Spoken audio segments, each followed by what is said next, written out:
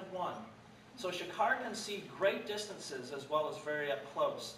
In fact, if we pasted a London Free Press back there on the back wall, and Shakar, if he could read English, he could read the small print on that free press at the wall.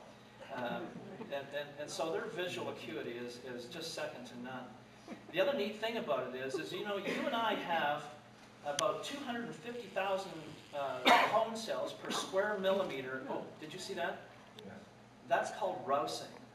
And that's kind of hawk talk for, I'm very comfortable with you. In nature, they would only roast like that if they knew everything was just fine. Because for a brief second in time, all their feathers are out of place and they can't fly. And in nature, a brief second can mean the difference between life and death. So that's a real compliment to you. The natives feel that he can feel your spirit, and if that's the case, then you have a good spirit here. Yeah, we're talking about his eyes. And you and I have 250,000 cone cells per square millimeter that allow us to see the colors that we do, the reds, the blues, and the greens. Well, Shakar doesn't have 250,000 cone cells per square millimeter. He's got well over 1 million.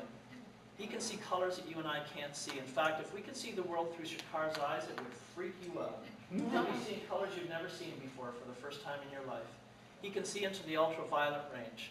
And that's very convenient for Shakar because the ultraviolet shows up in rodent fur and rodent urine. So he can be flying around and see a target-rich environment before he even sees the target. It just shows up like a beacon. And they can fly very, very high, too, and hunt from altitude. Shakar is very small, but he can bring down a Canada goose. Oh, And the way they do that is they dive and hit their prey in the head. Now, you can imagine, Shakar only weighs a pound, but if you were riding along on your bike and somebody threw a pound of butter at you at 250 miles an hour, hit you in the side of the head, that's going to knock you off your bike. And the same thing happens with Shakar. That's how he would hunt. Shakar doesn't have to hunt for his food. We feed him. He gets a diet of mice, mealworms, crickets, venison, chicken.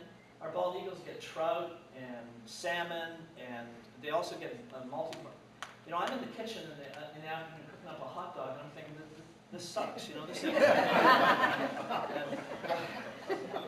they need that food. That's their natural diet. And Shakar gets a vitamin every about 3 days a week called VitaHawk, and that helps. And he flies free as well. He flies free for about 30 minutes a day, weather permitting, and that helps keep his pectoral muscles very strong and fit.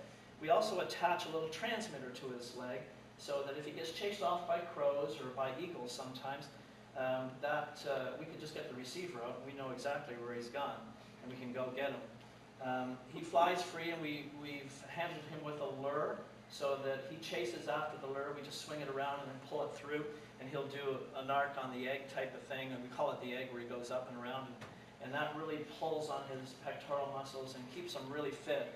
It's just like if you're working out, you're stronger and you're more fit against diseases and whatnot. So we believe that all our education birds should have that opportunity as well. Shakar's birthday is February the 14th. So he's not a killer, he's a lover. Do we have any questions? How old will he get? Shakar can live to about 25. So he's just about middle-aged now.